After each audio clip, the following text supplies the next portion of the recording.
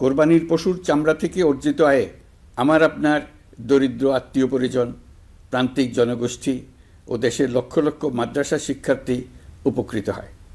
প্রিয় দেশবাসী, শিশু, কিশোর কিশোরী, তরুণ তরুণী, ছাত্রছাত্রী, বয়স্ক, বৃদ্ধ, নারী পুরুষ সবাইকে আমার সালাম জানাচ্ছি।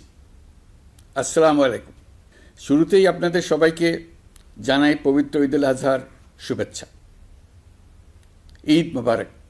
প্রতি বছরই এই দিনটি আমাদের সামনে হাজির হয় ত্যাগের এক মহান দৃষ্টান্ত হয়ে। আমরা যদি কোরবানির মাহাত্ম্যকে ধারণ করে লোভ, স্বার্থপরতা, হিংসা বিদ্বেষ মুক্ত হয়ে সমাজ ও রাষ্ট্র বিনির্মাণে নিজেদের নিয়োজিত করতে না পারি, তাহলে কোরবানির ঈদ আনুষ্ঠানিকতা ছাড়া আর কিছুই নয়। আসুন এবছর কোরবানিকে সুন্দর, ত্যাগের মহিমায় মহিমান্বিত করে গরিব বান্ধব করে তোলে। প্রিয় দেশবাসী, কোরবানির পশুর চামড়া থেকে অর্জিত আয়ে আমার আপনার দরিদ্র আত্মীয় পরিজন, প্রান্তিক জনগোষ্ঠী ও দেশের লক্ষ লক্ষ মাদ্রাসা শিক্ষার্থী উপকৃত হয়। আমাদের গরিব স্বজন ও প্রতিবেশীরা তাদের হক যেন ঠিক ঠিক বুঝে পায়, সেদিকে আমাদের মনোযোগ দিতে হবে। তবেই এই উৎসবটি হয়ে উঠবে ধনী গরিব সকলেরই উৎসব।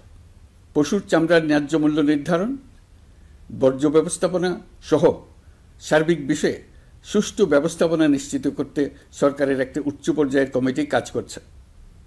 একটি কন্ট্রোল রুমও খোলা হয়েছে। কোরবানির চামড়া সংক্রান্ত যে কোনো সমস্যা, অভিযোগ ও পরামর্শ এই হটলাইনের নম্বরে ফোন করে নেওয়া যাবে। আমরা এই বছর কোরবানির পশুর চামড়া সংরক্ষণে 30,000 টন লবণ বিনামূল্যে সরবরাহ করেছি।